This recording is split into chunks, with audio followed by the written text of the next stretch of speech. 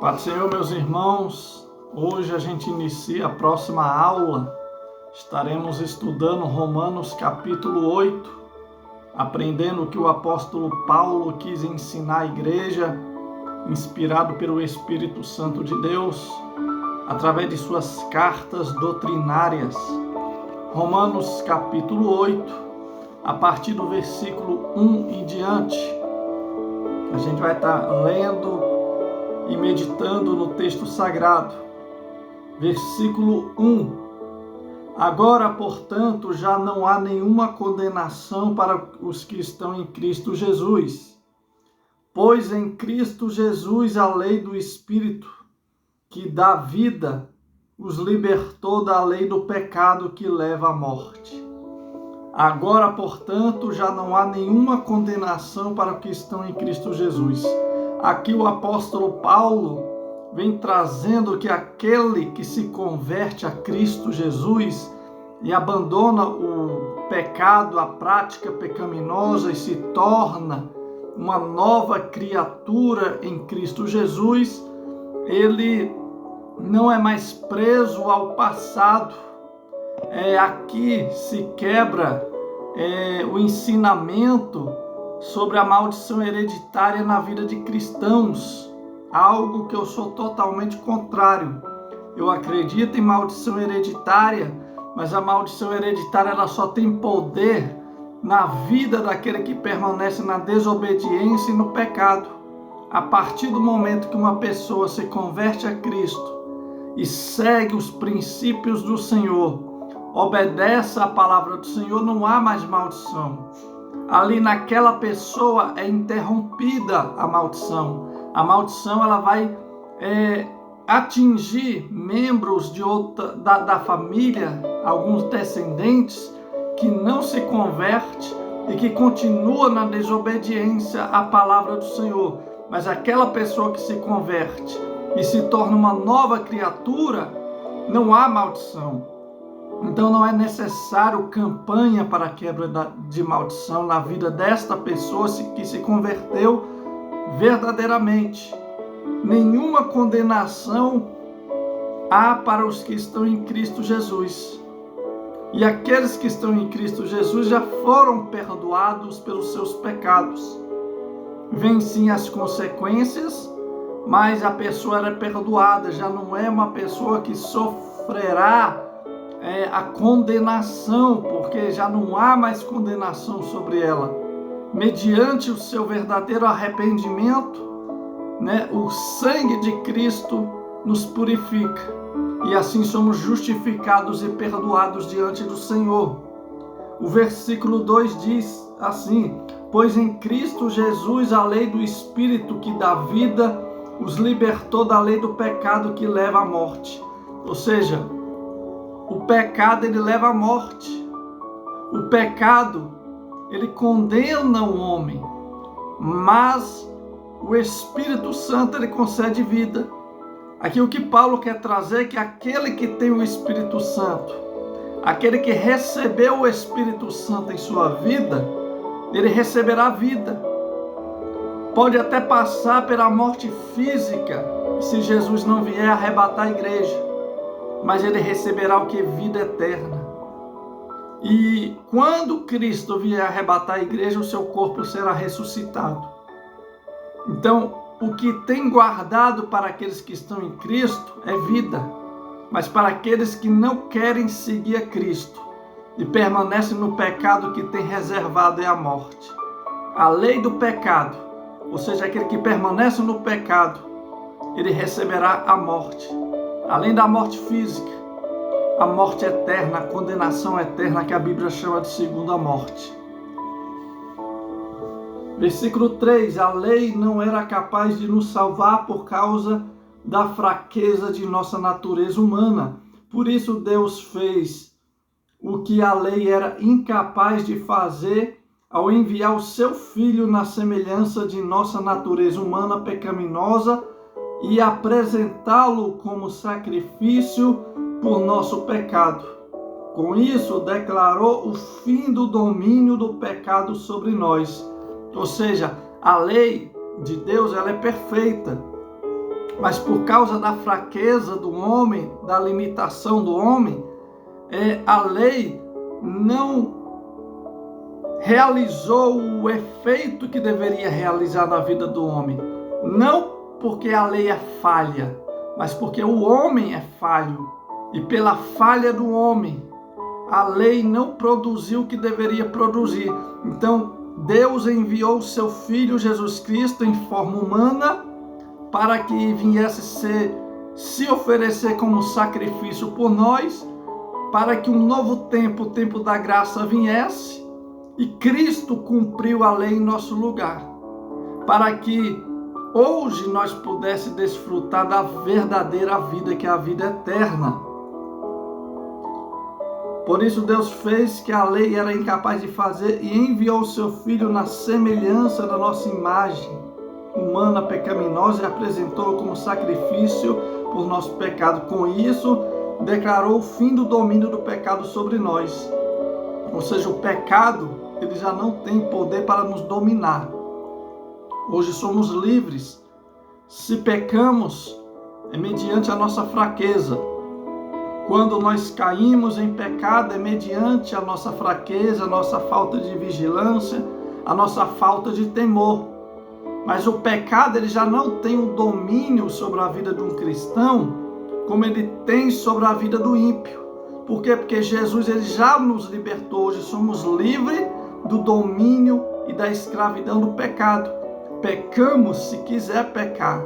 Nós cometemos o pecado, a prática do pecado, se nós quiser pecar.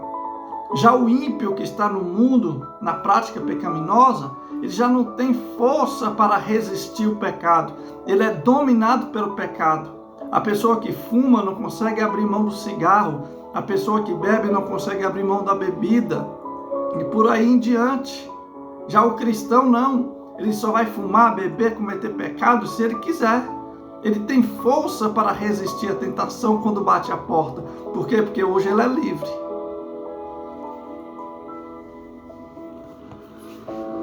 Versículo de número 4. Versículo 4. De modo que nós, que agora não seguimos mais nossa natureza humana, mas sim o Espírito, passamos a cumprir as justas exigências da lei. Ou seja, quando a gente se converte e é guiado pelo Espírito Santo, o Espírito Santo está nos guiando e nos conduzindo, aí sim a gente consegue cumprir a lei. Porque a lei do Senhor é a palavra, os princípios que foram estabelecidos. E a gente só vai conseguir cumprir os princípios de Deus, a lei do Senhor, se o Espírito Santo nos capacitar, nos direcionar e nos conduzir. Isso é viver no Espírito. Isso é caminhar no Espírito. O Espírito nos direcionando o caminho. Aí a gente vai conseguir cumprir, obedecer a palavra do Senhor. Só consegue obedecer a palavra de Deus quem tem o Espírito Santo. Só consegue cumprir os princípios que o Senhor deixou quem tem o Espírito Santo habitando em si. O Espírito Santo é que nos conduz, nos capacita e nos direciona para cumprir a palavra do Senhor. Uma pessoa sem o Espírito Santo, ela não consegue obedecer a palavra de Deus. Versículo 5. Aqueles que são dominados pela natureza humana pensam em coisas da natureza humana, mas os que são controlados pelo Espírito pensam em coisas que agradam o Espírito. Ou seja, quem é dominado pela carne, pela carnalidade pecaminosa, ele vai pensar em moralidade, ele vai pensar maldade, indecências, pensamentos que desagradam ao Senhor. E esses pensamentos vão descer ao coração até que venha gerar o pecado e o pecado venha ser dado luz ao pecado, que a pessoa venha cometer o pecado. O pecado, ele se inicia em nossa mente, desce para o coração e aí a gente comete a prática. Mas quem vive no Espírito, quem anda em Espírito, direcionado e guiado pelo Espírito Santo de Deus, ele consegue resistir à tentação. Não que a pessoa que se converte e tem o Espírito Santo não vai ser tentada. Vai, o pecado ele vai bater a porta, mas ele vai ter força para resistir. Versículo 6. Portanto, permitir que a natureza humana controle a mente resulta em morte. Quem é dominado pela carne, a consequência, o que está reservado a ele é a morte. Mas permitir que o Espírito controle a mente resulta em vida e paz. O Espírito que se refere ao Espírito Santo de Deus. Quem permite que o Espírito Santo de Deus controle a sua vida, o seu ser, ele terá vida e paz. Mas quem é controlado pela carnalidade humana, pecaminosa, ele vai receber o que? Morte. O seu fim é a morte. Não somente a morte física, mas aqui se refere à morte espiritual, à condenação eterna. Versículo 7. Pois a mentalidade da natureza humana é sempre inimiga de Deus. Ou seja, a carnalidade humana, ela é inimiga de Deus. A partir do momento que eu alimento a minha carne e cedo aos seus desejos pecaminosos, eu estou me tornando inimigo de Deus. Para ser amigo de Deus, tem que obedecer e colocar na prática os princípios e a palavra do Senhor. Quando eu cedo a minha humanidade carnal e pecaminosa, quando eu começo a ceder a ela, eu me torno inimigo de Deus, eu me distancio de Deus.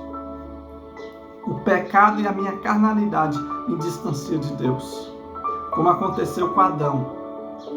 Pois a mentalidade da natureza humana é sempre inimiga de Deus, nunca obedeceu às leis de Deus e nunca obedecerá. Por isso, aqueles que ainda estão sob o domínio da sua natureza humana não podem agradar a Deus. Vocês, porém, não são controlados pela natureza humana, mas pelo Espírito, se de fato o Espírito de Deus habita em vocês. E se alguém não tem o Espírito de Cristo, a ele não pertence. Ou seja, só pertencemos a Deus quando nós somos selados pelo Espírito Santo. O Espírito Santo, ele é o selo que nos garante fazer parte da família de Deus. É o Espírito Santo que é o selo que nos garante a salvação e a vida eterna. É o Espírito Santo que nos ajuda a cumprir a palavra, a obedecer, a colocar na prática, não só ter o conhecimento, mas pegar esse conhecimento e viver. Pegar a palavra que nós temos em mãos e colocar na nossa vida cotidiana, no dia a dia. Mudar os nossos hábitos diários como uma nova criatura, uma nova pessoa, um novo ser. Não mais o carnal pecaminoso, mas o espiritual santo. Versículo 10. Uma vez que Cristo habita em vocês, embora o corpo morra por causa do pecado, ou seja, o pecado que causa a morte do nosso corpo físico, já até comentei isso, morremos por causa do pecado,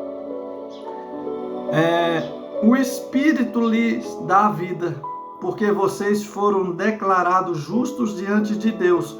Ou seja, mesmo que o nosso corpo físico morra, se eu tenho o Espírito Santo, o mesmo Espírito Santo que ressuscitou Jesus, ele vai me ressuscitar um dia. Ou seja, esse corpo vai morrer, mas também vai ressuscitar, é uma promessa. Então o meu corpo com a minha alma, santificado e purificado, vai se encontrar com Cristo, com Deus, com o Espírito Santo e vai viver, vai ter vida eterna, viver a eternidade com Cristo. Versículo 11. E se o Espírito de Deus, que ressuscitou Jesus Cristo dos mortos, habita em vocês, o Deus que ressuscitou Cristo Jesus dos mortos dará vida ao seu corpo mortal, por meio desse mesmo Espírito que habita em vocês. Portanto, irmãos, vocês não têm de fazer o que a sua natureza humana lhe pede, porque se viverem de acordo com as exigências dela, morrerão. Se contudo, pelo poder do Espírito, fizerem morrer as obras do corpo, viverão. Ou seja, se eu ceder aos desejos da minha carne, que dia após dia tenta me fazer pecar, eu vou morrer. Vou morrer espiritualmente, vou morrer fisicamente e vou morrer eternamente.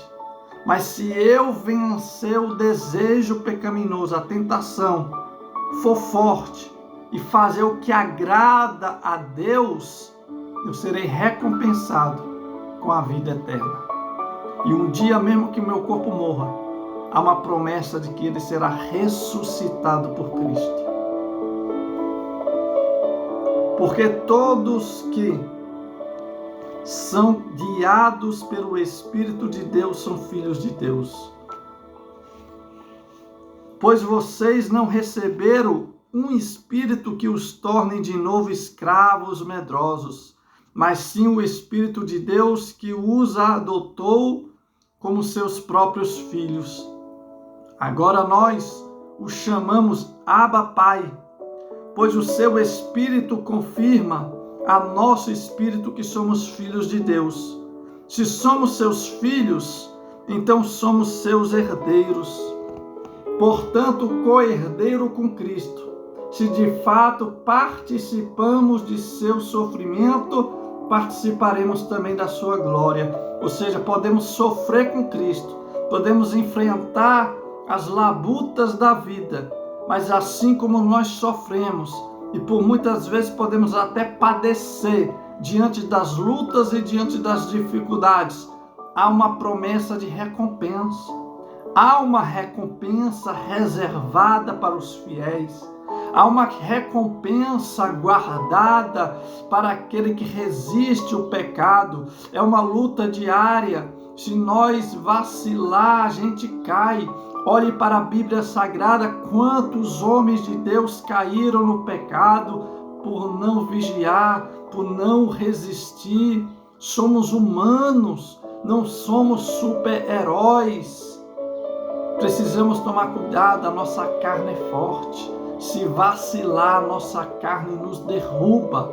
Se vacilar, a nossa carne mata a nossa vida espiritual e nós cai, nós volta para o lamaçal de pecado. É necessário uma vigilância 24 horas. É necessário, Paulo nos ensina em sua epístola, que há uma batalha contra a carne e contra o espírito, e aquele que eu alimentar mais será mais forte. Se eu alimentar mais a minha carne será mais forte do que meu espírito. E se eu alimentar meu espírito, ele será mais forte do que minha carne. Versículo 18. Considero que nosso sofrimento de agora não é nada comparado com a glória que ele nos revelará mais tarde. Pois toda a criação aguarda com grande expectativa o dia em que os filhos de Deus serão revelados. Toda a criação, não por vontade própria, foi submetida por Deus a uma existência fútil. Ou seja, devido à desobediência de Adão, o pecado de Adão, toda a natureza sofre, a terra, o universo, as plantas, os animais, os seres humanos, todos padecem, vivem uma vida difícil devido ao erro de Adão. Você vê que todos sofreram a consequência do pecado de Adão. Mas, tanto o homem como a natureza aguarda o dia da regeneração, da reconstrução que haverá. No período do milênio, Cristo restaurará esta terra. E na eternidade, Ele criará um novo céu e uma nova terra para seus filhos. É isso que está reservado. As lutas, o sofrimento que enfrentamos hoje nem se compara com aquilo que Deus tem reservado e guardado para nós. É isso que Paulo está falando, que as lutas é mínimo. O que Deus tem para nós é grande. E se você vê contemplar aquilo que Deus tem para você, você vai superar essa luta, com uma facilidade muito grande.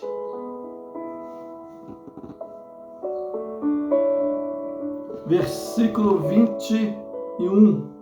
Na esperança de que os filhos de Deus, a criação seja gloriosamente liberta da decadência que a escraviza. Ou seja, hoje a natureza ela é escravizada por causa do pecado de Adão. Mas um dia também há uma promessa de uma libertação, de uma restauração na natureza. No milênio Deus restaurará esta terra. E na eternidade Deus criará um novo céu e uma nova terra. Ou seja, haverá uma purificação. Tanto nós humanos cristãos aguardamos, essa transformação, como a própria natureza aguarda esta libertação. Porque hoje a natureza também se encontra aprisionada por causa do pecado de Adão.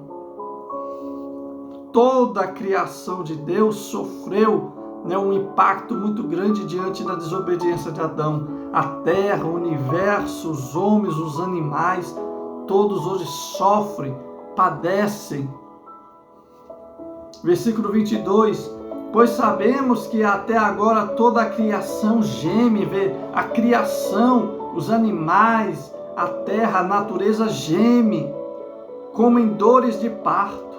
E nós, os que cremos, também gememos, embora tenhamos o Espírito em nós, como antecipação da glória futura, pois aguardamos ansiosos pelo dia em que desfrutaremos nossos direitos de adoção, incluindo a redenção de nosso corpo. Ou seja, o Espírito Santo é uma demonstração da glória que tem reservado para nós. O Espírito Santo é um presente que nós recebemos da parte de Deus, da parte de Cristo, para mostrar, olha só o que eu tenho reservado para vocês. É só um pouquinho que nós estamos desfrutando aqui nessa terra, mas o que tem reservado no céu é muito maior do que o sofrimento, é muito maior do que a luta, é muito maior do que a tristeza que nos atinge. Recebemos essa esperança quando fomos salvos. Se já temos alguma coisa, não há necessidade de esperar por ela, mas se esperamos por algo que ainda não temos, devemos fazê-la com paciência e confiança. E o Espírito nos ajuda em nossa fraqueza, pois não sabemos orar segundo a vontade de Deus, mas o próprio Espírito intercede por nós com gemidos que não podem ser expressos em palavras. Ou seja, o Espírito Santo ele está aqui para nos auxiliar, para nos ajudar, para nos ensinar. Ele é um ajudador nosso. Sem Ele, não conseguimos dar um passo. Sem Ele, não conseguimos orar, meditar na palavra. Por isso, precisamos dEle. Sem Ele, não somos considerados filhos de Deus.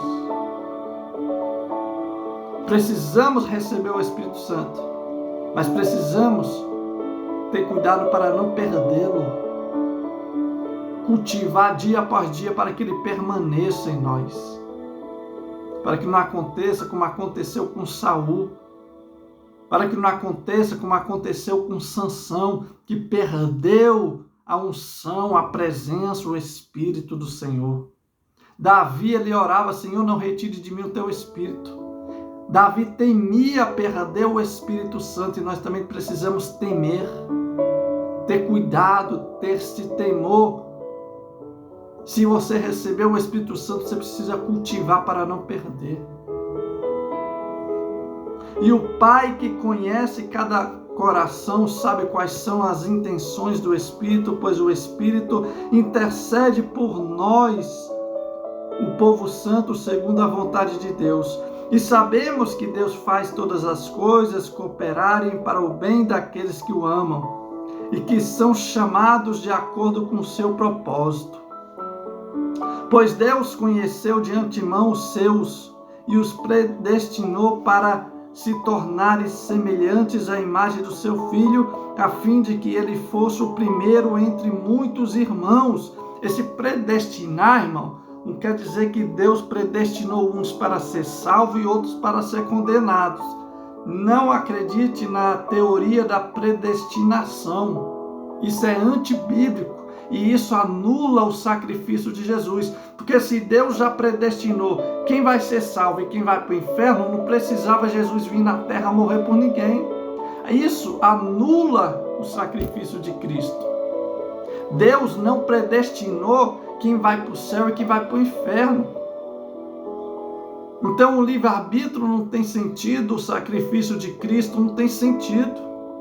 Aqui quando se fala de predestinação, fala que Deus já sabe quem vai crer em Cristo. Deus já sabe quem vai ser salvo e quem não vai. Porque Deus sabe de tudo. Antes mesmo de acontecer, é onisciente. Esse predestinou quer se referir que ele preparou tudo para a salvação do povo. Ou seja, ele predestinou, ele preparou a salvação, o caminho que conduz ao céu. Ele predestinou a vida, ele preparou a vida eterna para o homem, mas nem todos querem e nem todos terão. Mas não é Deus que seleciona, tu vai para o céu, tu vai para o inferno, tu vai para o inferno, tu vai para o céu. Isso é antibíblico.